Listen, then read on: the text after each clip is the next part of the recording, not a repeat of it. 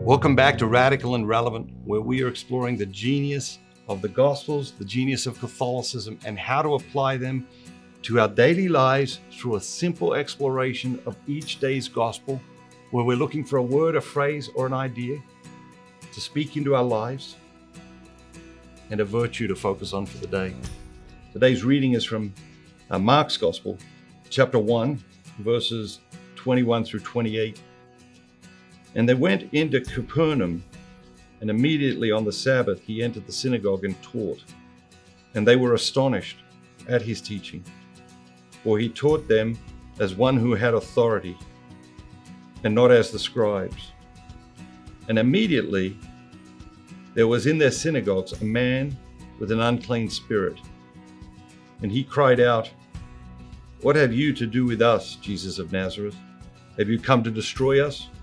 I know who you are, the Holy One of God." But Jesus rebuked him, saying, "Be silent and come out of him." And the unclean spirit, convulsing him and crying with a loud voice, came out of him. And they were all amazed, so that they questioned among themselves, saying, "What is this? A new teaching? With authority he commands even the unclean spirits, and they obey him." And at once his fame spread everywhere throughout all the surrounding region of Galilee. The phrase that jumps out at me today is right here. Jesus goes to Capernaum, he goes to the synagogue, it's the Sabbath, he's teaching the people, and it says, and they were astonished at his teaching, for he taught them with one who had authority and not as the scribes. Now, what's interesting is the scribes had authority. They had worldly authority. They had position. They had power. They had that kind of authority. So what is it that was different about Jesus and the way he taught? I think it was authenticity.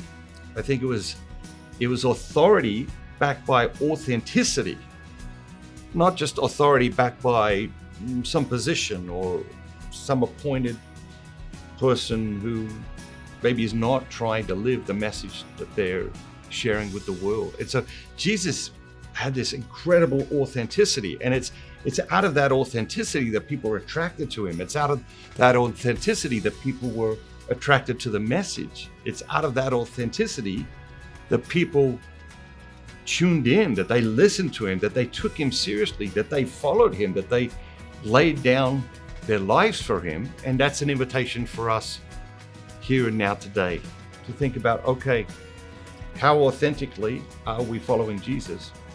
And how authentically are we being the person God created us to be?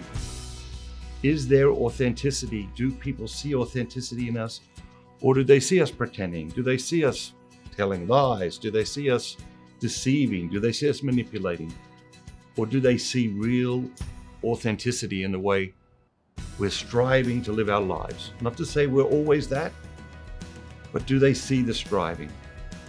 It's that authenticity that our world today is desperately hungry for, just dying of thirst for that authenticity in a world where so much of it is pretending, so much of it is illusion or delusion. The virtue of the day is surrender. In order to adopt this authenticity that God calls us to, we have to surrender the ego. We have to set the ego aside. We have to surrender to God and allow God to work through us. The ego is always an obstacle to God working through us. So today, let's focus on the virtue of surrender, surrendering the ego so that God can work through us. Have a great day. God bless you. God bless your family. And remember, don't just be yourself. Be the very best version of yourself, all that God created you to be.